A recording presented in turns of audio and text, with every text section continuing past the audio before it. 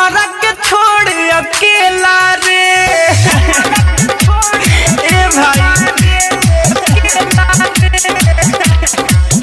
अरे घूमतिया अपने उमेला रे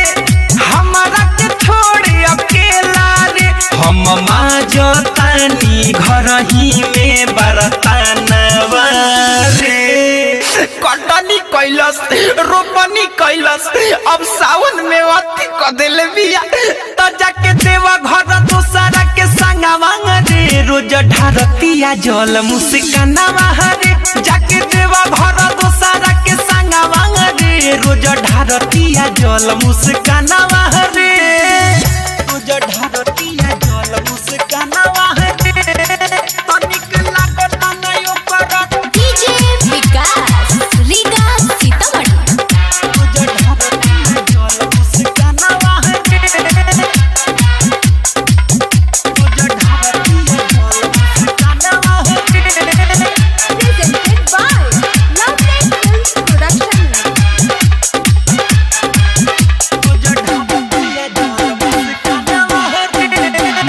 ही तू जिंदगी न दी हो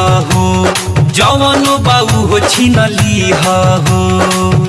ए परम बाबा ए शंकर भगवान एक कोड़िया बदाया करो अरे भला ही तू जिंदगी न दी हो जवानो बाबू हो छीन ली हो अगिला जन्म में हे भोले बाबा ऐसन में हरि न दी हो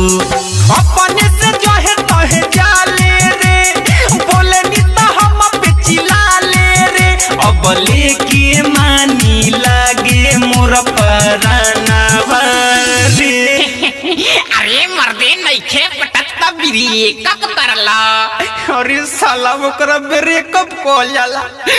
त जाके देवा घर दोसरा के संगवा रे रोज ढारतिया जल मुस्कानवा रे जाके देवा घर दोसरा के संगवा रे रोज ढारतिया जल मुस्कानवा रे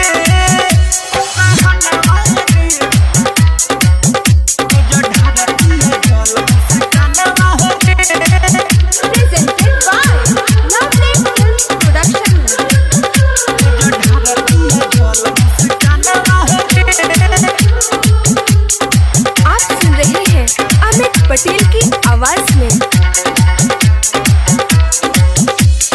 हमारा के तना को न जाने ले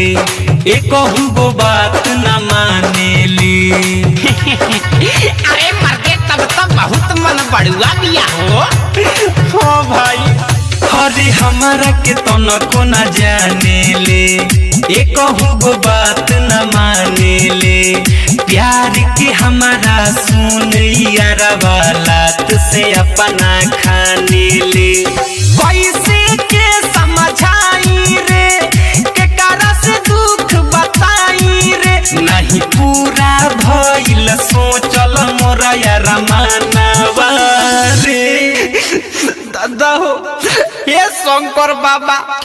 ओइसन मेहरारू कोनो कुकुरो के मत दीह त जाके देवा घर दोसरा के संगवा रे रोज ढारतिया जल मुस्कानवा रे जाके देवा घर दोसरा के संगवा रे रोज ढारतिया जल मुस्कानवा रे घूमतिया अपने उमेला रे हमारा के छोड़ अकेला रे हम माजतानी घर ही में बरतानवा रे अब जवन भाई तवन भाई जिंदगिया तो एकरे साथे नु काटे के बा त जाके देवा घर दोसरा के संगवा रे रोज ढारतिया जल मुस्कानवा रे जाके देवा घर दोसरा के संगवा रे रोज ढारतिया जल मुस्कानवा